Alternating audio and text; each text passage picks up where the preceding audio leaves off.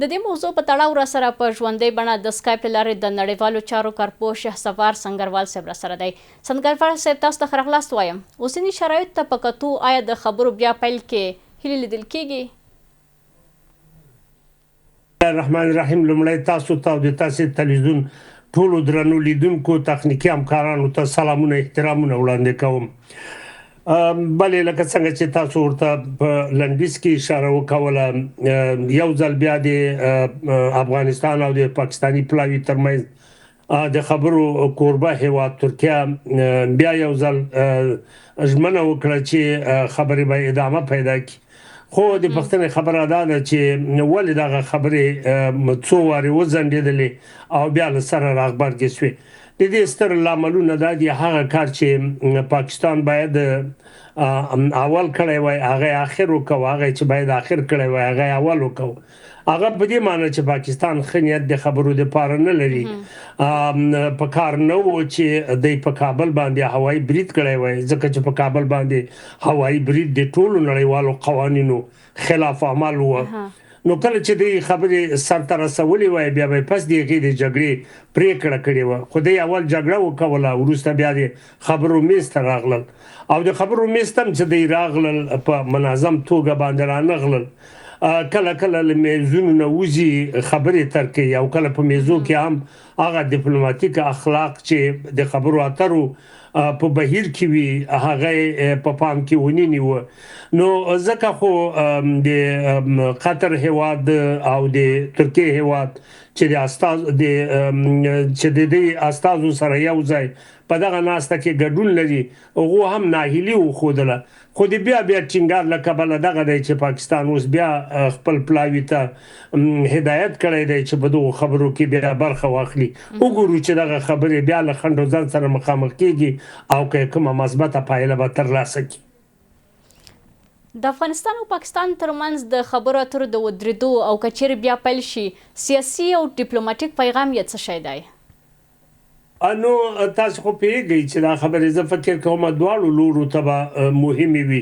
مهمې به ځکه وي چې جګړه د حل لاره نه دی او آخر چې څومره جګړه وشي او دواړو غاړو ته تلفات واوړي بیا به هم دوی مجبور دي چې د میز تر شا به کیني او د خبرو د حل لارې چارې به لټوي.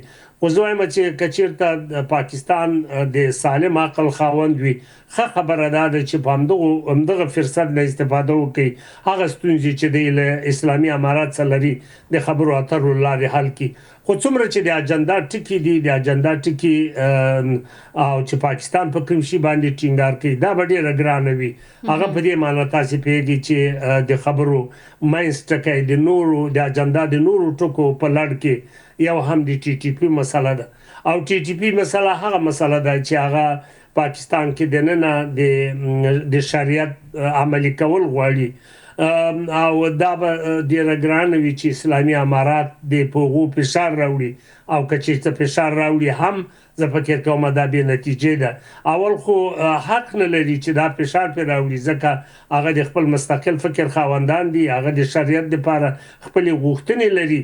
نو او بل امکان دی ولري چې اسلامي امارات به صحیح ده چې یو ګډه وجه لري چې دی هم د اسلام عالمان دي او هغه هم دي، داسې یوه اړیکه به موجوده وي. ولې د سیاسي اړیکو غوښتنه که پاکستان کې کوي چې ټي ټي پي به د اسلامي امارات په لاس کې وي، زه فکر کوم دا به له تصور لرې خبره وي.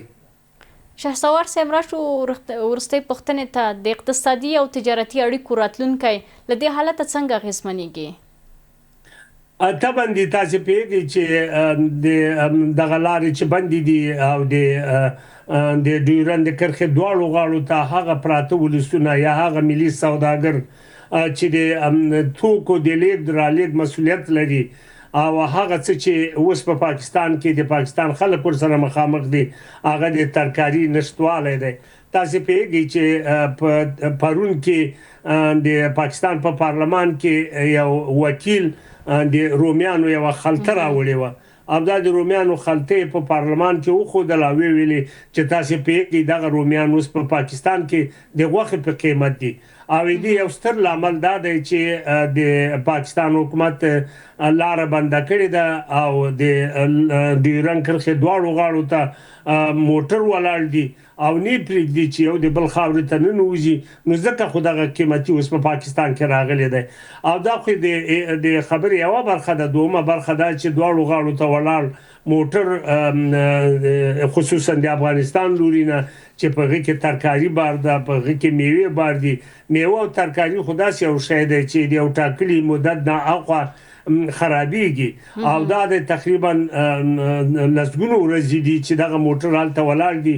هغه ترکاري هغه میوه چې په دواړو خواو کې کم توکي دي خصوصا په افغانستان کې دا د خرابېدو په حال کې دي او دا په سوداګریزو چارو کې افغان پلاوي ته افغانانو ته ډیر یا افغان سوداګرو ته ډیر لوی تاوان دی چې تقریبا هغه د تاوان کچه چې په یو شمېر ډلهیزو رسنیو کې راغلل هغه میلیونو ډالرو ته رسیږي. نو دغه ډول اندېښنې پر ځای دي چې ملي سوداګرو یا پانګوالو ته په دغه برخه کې ډیر درانه زیانونه واوښتل. ښه به دی چې پاکستان د عقل نه کار واخلي، نور پرې نږدي چې دغه لارې بندې شي ځکه چې د لارې دواړو غاړو ته یا د ډیورنډ کرښې دواړو غاړو ته ولسونه زیانونه ګوري، ملي سوداګر زیانونه ګوري. نه دي په کار چې دغو خلکو ته داسې درانه زیانونه واوړي. د نړیوال چارو کارپوه شهسوار سنګروال صاحب ستاسو له حضور څخه نړۍ مننه کوم. کور ودان. ډېره مننه تاسو نه.